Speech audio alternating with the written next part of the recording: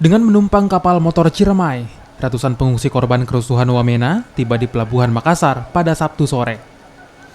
Mereka terdiri dari 209 pengungsi asal Sulawesi Selatan dan 144 dari Minang, Sumatera Barat.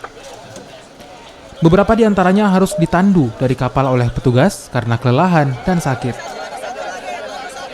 Kedatangan para pengungsi ini disambut oleh Gubernur Sulawesi Selatan, Nurdin Abdullah, dan penjabat Wali Kota Makassar, Iqbal Suhaib, serta stakeholder terkait.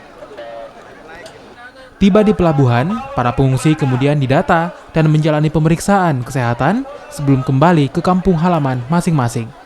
Tadi saya coba tanya semua. Mereka mengatakan kalau kondisi sudah kondusif, mereka punya aset di sana.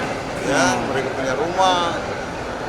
Dan tadi saya sudah jamin anak-anaknya selama ada di sini dia dengan mudah masuk sekolah, ya. Jadi tidak sulit. Masuk proses pemulangannya nanti?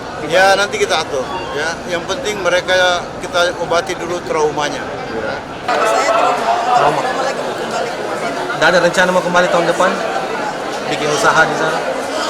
Sudah trauma. Suami bagaimana kondisinya? Kalau suami sih dia sebenarnya karena kan dia guru di sana. Guru? Iya, dia sebenarnya masih kembali. Cuma karena saya sudah tidak mau.